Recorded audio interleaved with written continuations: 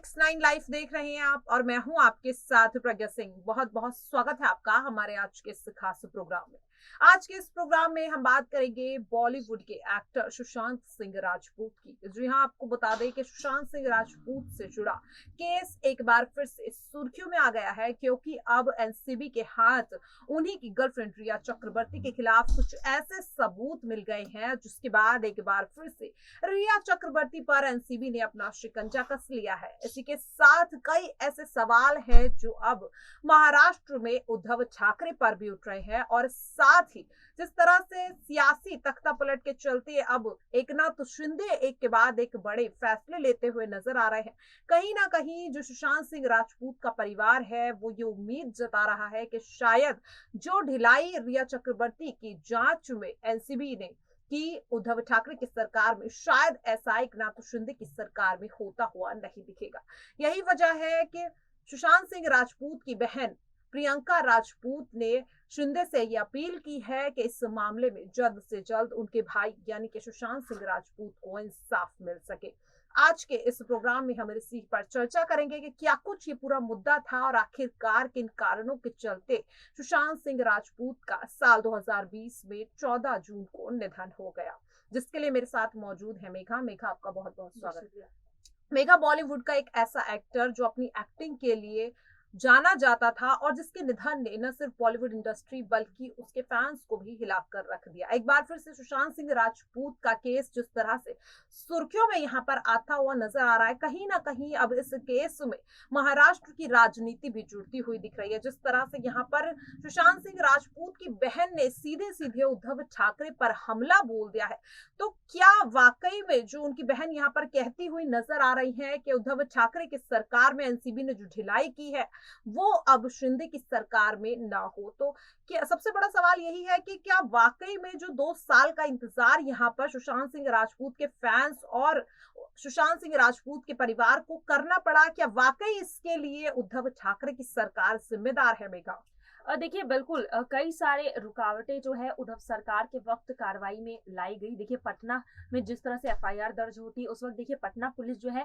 मुंबई पहुंचती है, लेकिन मुंबई पुलिस उन्हें जो है कार्रवाई नहीं करने देती है। बसों में लेकर इधर से उधर घुमाते फिरती है, बसों में जो है उन्हें बंद कर दिया जाता है।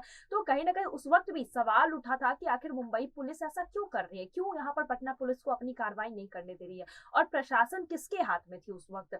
यहाँ पर उद्धव ठाकरे के हाथ में थी, शिवसेना के हाथ में थी। तो सवाल जरूर शिवसेना से उठने चाहिए कि बार बार मांग हो रही थी कि इसकी जो है निष्पक्षता से जांच की जाए, जल्द से जल्द इस पर कार्रवाई की जाए। देखिए सीबीआई को ये केस सौंपने में कितना वक्त लग जाता है। जब तक केंद्र सरकार इस पूरे मामले में घुसती नहीं है तब तक देखा जाता है कि उद्धव ठाकरे इस पूरे मामले पर उतनी प्रतिक्रिया लेते हुए नजर नहीं आते। पूरे मामले को कहीं ना कहीं दबाने की कोशिश पूरी तरह से की गई थी, और ये कोशिश जो है उद्धव ठाकरे ने की थी, उनकी सरकार ने की थी, और यही इल्जाम जो है उनके परिवार वालों ने भी लगाई थी, बॉलीवुड के कई एक्ट्रेस ने और यहाँ पर अभिनेता अभिनेत्रियों ने लगाई थी। तो यहाँ तो देखा जा रहा है कि उद्धव ठाकरे की सरकार में जो केस 2 सालों से नहीं सुलझा है, अब परिवार वालों को एक उम्मीद जो है एकनाथ शिंदे के रूप में देख रहे हैं वो लोग।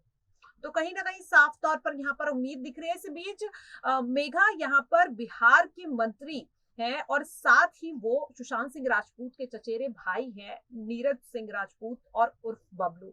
अब उन्होंने भी यहाँ पर जमकर उद्धव ठाकरे पर हमला बोला कि वो लगातार कोशिश कर रहे थे, क्योंकि वो बिहार में राजनीति में थे। उन्होंने पूरी कोशिश की कि सुशांत सिंह राजपूत के निधन की जो गुत्थी है उसे सुलझाया जा सके, लेकिन कहीं ना कहीं उद्धव ठाकरे ने इसे दबाने की कोशिश की, क्योंकि उस वक्त जो सुशांत सिंह राजपूत का केस कहीं ना कहीं उद्धव सरकार पर कई सवाल खड़े कर रहा था। लेकिन अब एक बार फिर से जो यहाँ पर ये रिया चक्रवर्ती के खिलाफ जो अब एनसीबी के हाथ सबूत लगे हैं, जिसके बाद 21 जुलाई को रिया और उनके भाई शौविक संग 35 आरोपियों के नाम सामने आए हैं, तो क्या अब 2 साल बाद जो इस तरीके से पूरा यहाँ पर मामला निकल करके सामने आया है, तो इसमें जो इस तरीके से अगर हम वसीम वानखेड़े की बात करें, समीर वानखेड़े की बात करें, तो उन पर भी कई सवाल उठ रहे थे, उनके खिलाफ भी कार्रवाई हुई, लेकिन कुछ निकलकर सामने नहीं आया।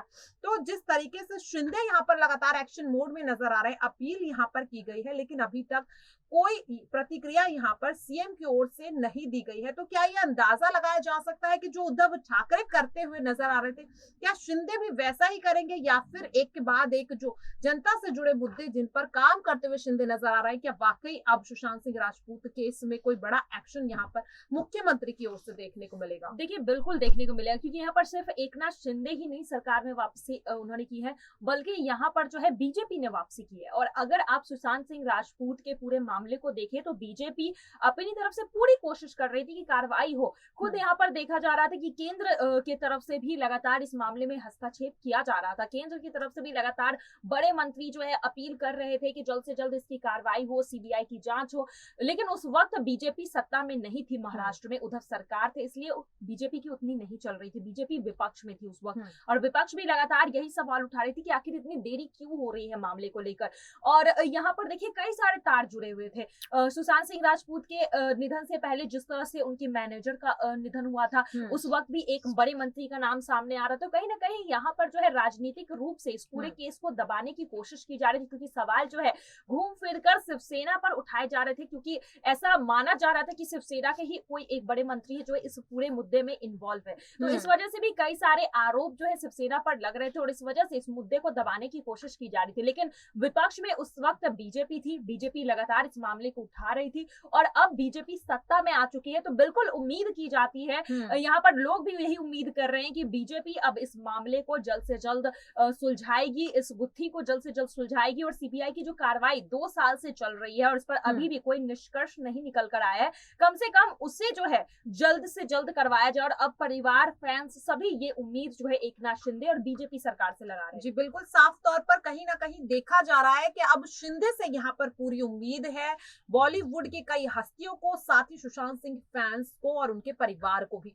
यहाँ पर एक अगला मेरा छोटा सा सवाल आपसे ये होगा कि जिस तरीके से हमने देखा कि जब सुशांत सिंह राजपूत का नाम ड्रग्स मामले में सामने आया, इसके बाद बॉलीवुड में एक के बाद एक ऐसे कई बड़े नाम यहाँ पर जुड़े, और साथ ही जिस तरीके से अगर हम किंग खान की बात करें, उनके बेटे का भी नाम ड्रग्स केस में सामने आया। तो सवाल यही उठ रहा है कि अगर रिया चक्रवर्ती और उनके भाई दोषी साबित होते हैं, कहा जा रहा है कि शायद उन्हें 10 साल तक की सजा हो सकती है।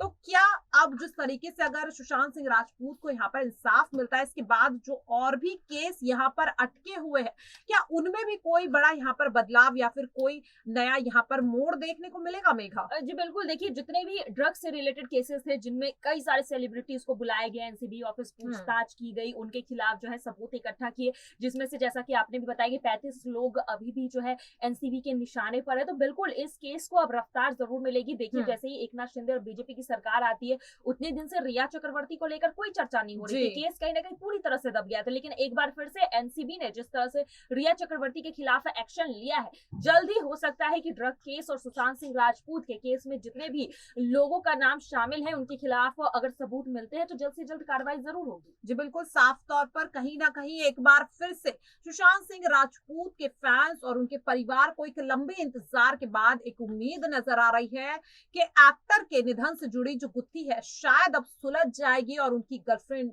रिया चक्रवर्ती समेत जो 35 लोगों के खिलाफ सबूत मिले हैं, जल्द ही सुनवाई के बाद कोई बड़ा फैसला यहाँ पर लिया जाएगा। लेकिन सवाल यही उठ रहा है कि जो लापरवाही यहाँ पर उद्धव ठाकरे की ओर से बरती गई है, एकनाथ शिंदे और एक बार फिर से सत्ता में वापसी कर चुकी बीजेपी का क्या बड़ा रोल होता है, क्या यहाँ पर बड़ा कदम उठाया जाता है? अपनी राय कमेंट बॉक्स में जरूर रखिएगा। ऐसी ही तमाम अपडेट से जुड़े रहने के लिए देखते रहिए नेक्स्ट 9 लाइव। नमस्कार।